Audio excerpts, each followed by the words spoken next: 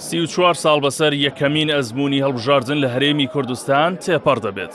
ئەوەش دوای ئەوەی لە نۆزەی ئایاری 1992دا نزیکەی ملیۆنێک دەنگدەر بە ئومێدی بنیادنانی حکوومەت و دامەزراوەکان ڕوویان لە سندوقەکانی دەنگدان کرد.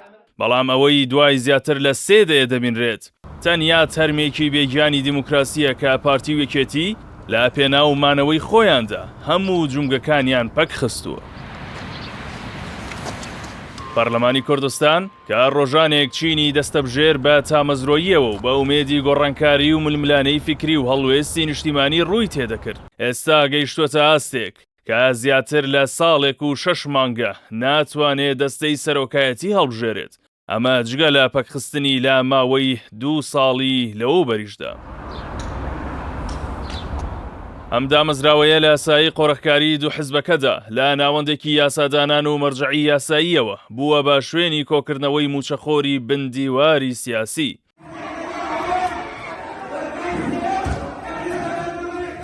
هەڵوەشاندنەوەی خولی پێنجەم لەلایەن دادگای فیدراڵیەوە گەورەترین شەرمەزاری بوو بۆ دەسەڵاتێک کە نەیتوانی تەنانەت یاسایەکی هەڵبژاردنیش بەبێ دەسوەردانی حیزبی یان هیچ نەبێت با ڕێکەوتن و سازان تێپەڕێنێت.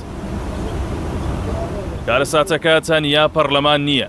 حکوومەتی هەرێم کە ئێستا لە کابینەی نۆیەمدا چەقیوە بووەتە حکوومەتێکی کار بەڕێکەری ماوە بەسەرچووی نایاسایی. ئەم کابینە 7 ساڵە درێژە بە حکومڕانیەکەی بێ چاودێریکردن دەدات و هیچ ئاسۆیەکیش بۆ پێکێنانی کابینەی نوێ نییە. پارتی وێکێتی بانقەز دامەزراوە فەرمیەکانیان بێ ڕۆڵ کردووە تا بڕیارە چارەنووسازەکان لە جیاتی هۆڵی پەرلەمان لە دیوەخان و بارەگا حیزبیەکاندا بدرێن. ئەوان دەیانەوێت هەموو شتێک لە ژێر ڕکێفی خۆیاندا بێت، هەر لە سوپایەکی پارچەپارچەکراوی حیزبیەوە تا دەگاتە دادگایەک کە بەسەر زۆنی زەرد و سەوزدا دابەش بووە و متمانەی هاوڵاتیانی لەدەستداوە.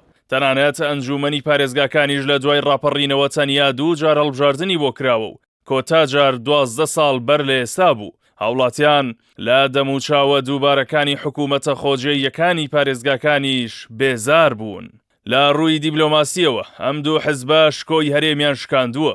شانزەبیانیەکان بەر لەوەی سەرجانی دامەزراوە فەرمیەکان بکەن دەبرێنە کۆشک و بارەگا حیزبیەکان. ئامانجی ڕەهای پارتی وێکێتی ڕوونە کوشتنی هۆشیاری تاکی کورد و کۆنتڕۆڵکردنی تەواوەتی ژیانی خەڵک. ئەوان لەوە تێگەیشتون کە دامەزراوەی نیشتیمانی بەهێز واتە کۆتایی دەسەڵاتی بنەماڵەیی. بۆیە بەردەوامن لە بێڕۆڵکردنی دام و دەستگاکانی دەوڵات بێئاگا لەوەی کە مێژوو چەندان نمونەی وای تێدایە و سەلماوە کە دەسەڵاتێک پشت لە یاسا و گەل بکات خۆری تەمەنی بەرەو ئاوابوون دەچێت و ناتوانێت بۆ هەتایە لە پشت دیوارە سوورەکانی حیزب و بەرژەوەندیەوە خۆی بشارێتەوە.